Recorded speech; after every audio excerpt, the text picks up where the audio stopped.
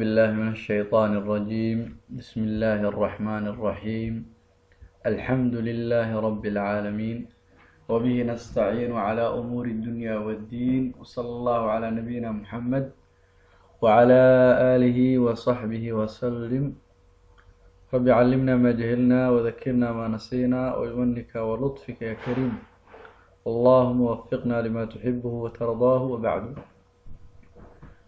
waxaan soo gaarnay mualifka raximahullah halka uu leeyahay daliilu inaabati ayaan soo gaarnay. casharkaana waa casharkeenii shanaad ee kamid ah al-usul الثلاثة وأدلتها. wuxuu yihi mualifka wadaliilu linaabati, inaabada daliilkeeda waa noqoshada alla loo noqdo daliilkeeda qowluhu tacaala, waa alla qowlkiisa. ilaahay wuxuu yihi waaniibuu u noqda ilaa rabbikum, rabbigiina u noqda oo wa aslimuu u hogaansama lahu, alle u hogaansama, rabbigiina u noqda oo u hogaansama.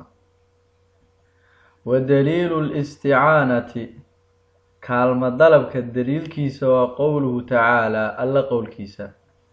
iyaaka adiga unbaa nacbudu ku caabudaynaa, wa iyaaka adiga unbaa nastaciinu ku kaalmo weydiisanaynaa. ilaahow adiga unbaan ku caabudaynaa, adiga unbaana ku kaalmo weydiisanaynaa. wa fi lxadiidi, xadiidka waxaa ku sugan ida stacanta, haddaad kaalmo dalbaysid, fastacin billaahi, ilaahay kaalmo oo weydiiso. wadaliilu listicaadati, magangelya dalabka daliilkeeda qowluhu tacaala, waa alle qowlkiisa. qul dheh acuudu, waxaan magangelayaa birabbi lfalaqi, waaga allaha dhambaliyey. waqul acuudu, qul dheh acuudu, waxaan magangelayaa birabbi nnaasi, dadka rabbigooda ayaan magangelayaa. wadaliilu listigaahati, gargaar dalabka daliilkiisa qowluhu tacaalaa, waa alla qowlkiisa. id tastagiihuuna rabbakum, id goor tastagiihuuna aada gargaar dalbaysaan rabbakum, rabbigiina, fastajaaba waa aqbalay lakum, adinka waa idinka aqbalay. rabbigiina markaad gargaar dalabteen waa idinka aqbalay, gargaarkii aada dalabteen waa idinka aqbalay. wadaliilu dabxi, gowraca daliilkiisa qowluhu tacaalaa, alle qowlkiisa waaye.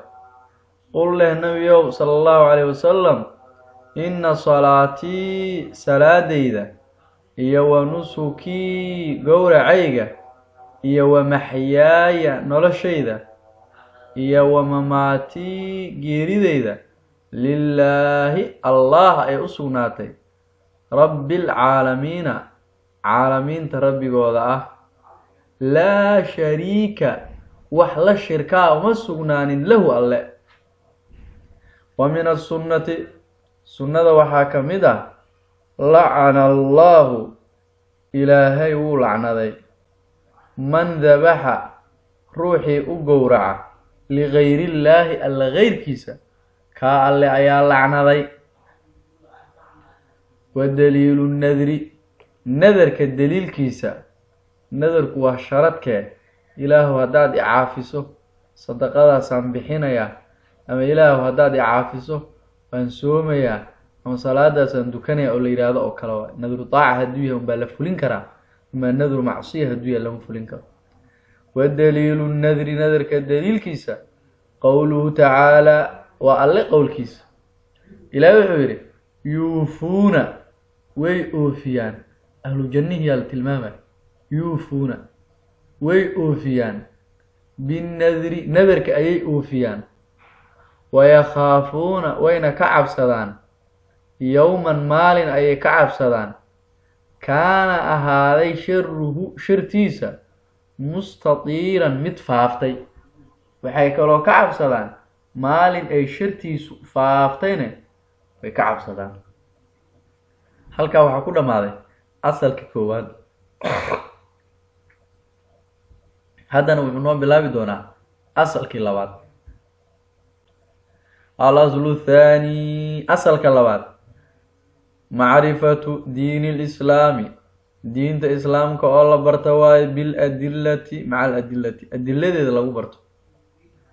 wa huwa islaam al-istislaamu waa in loo hogaansamo lilaahi alle bitawxiidi, towxiid loogu hogaansamo. walinqiyaadu waa in loo hogaansamo lahu alle bidaacati, adeecid loogu hogaansamo. waalbaraa'atu waa in laga beri noqdaa min ashirki, gaalnimada iyo wa ahlihi, gaalnimada ehelkeeda waa in laga beri noqdaa. gaalnimo iyo gaalba waa in laga beri noqdaa. wa huwa islaamkii halaathu maraatiba waa 3 martabo, waa 3 darajo. al-islaamu waa islaam, diinkii waa marka. wa huwa diinkii 3 maraatiba waa 3 martabo. 3dana waxay kala yihiin al-islaamu wal-iimaanu iyo iimaan iyo wal-ixsaanu ixsaan. 3daa martaba ayuu diinkii noqonaa. martabatul islaam oo meeshii laga soo galaya diinkii ah, iyo iimaankii oo qofka acmaasha iyo daacaadkii uu la imaanaya ah, iyo ixsaankii oo darajada iimaanka meesha ugu sarreysa ah.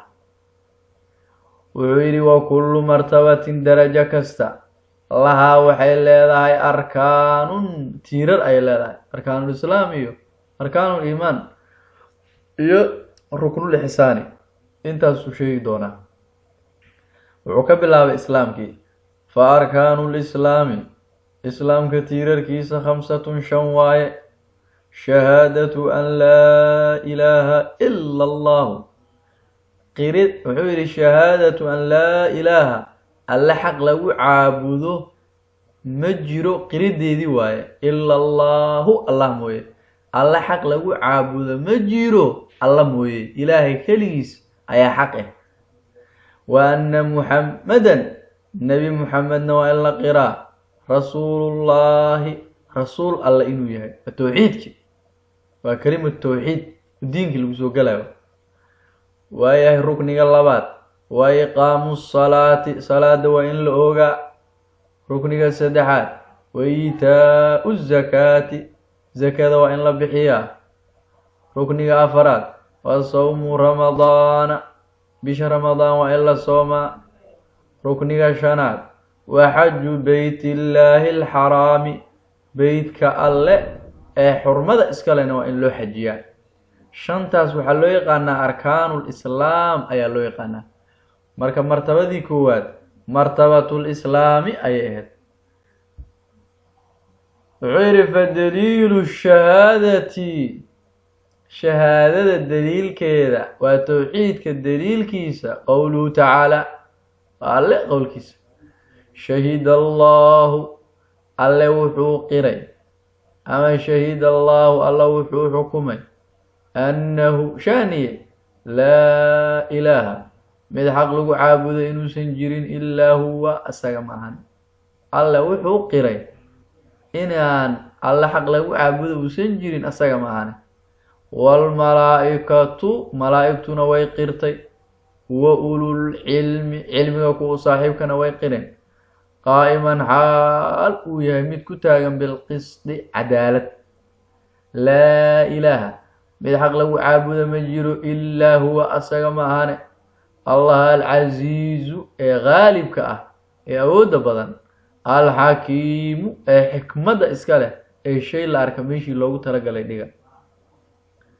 wa macnaahaa, shahaadada macnaheeda, laa macbuuda, mid la caabudaahi ma jiro, bixaqin, xaq lagu caabudaahi, ila allaahu, allah mooye. macnaheedu waxa waaye mid la caabudo oo xaq lagu caabudo ma jiro allah mooye. wuxuu yidhi laa ilaaha, naafiyatan, tu diidaysa waaye jamiica maa, shay dhammaantiisa, yucbadu, la caabudaayo, min duuni illaahi, alla ka soke.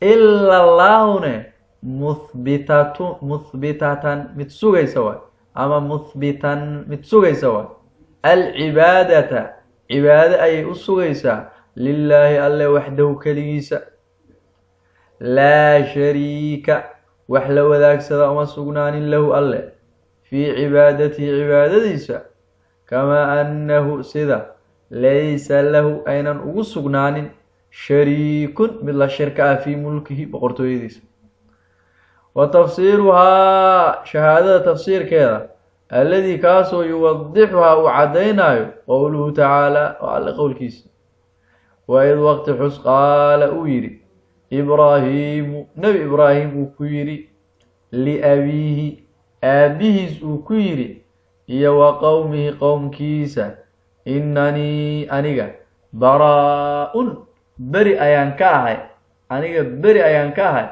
مما تعبدون وحد عابديسان بري أيان كاهي إلا الذي أله مويه فطرني يا أبوري الله يا أبوري مويه كا بانا بري كنقنين أون عابدي كلي لكن وحي كسوهري وان كبري نقضي وقوله تعالى ألا قول كيسا قل له النبي صلى الله عليه وسلم يا أهل الكتاب أهل كتابه تعالوا كاليا إلى كلمة كاليا كلمة سواء سمن بيننا أنك وبينكم أذنكوا أو كلمة سمحيتها أن لا نعبد إننا نعبد إلا الله مويه ولا نشرك إننا لوذاجن به الله شيئا وحبا ولا يتخذ أونا سميسا بعضنا قاركين أوسن كالدغانين بعضا قارك كله أربابا ربيو من دون الله الله كسوك فإن تولوا هدي جيستان فقولوا كلها أشهدوا قرأ بأن أننا مسلمون إنان هجان سنة قرأ فإن تولوا هدي جيستان فقولوا لها أشهدوا قرأ بأن أننا مسلمون كوا مسلمين إنانا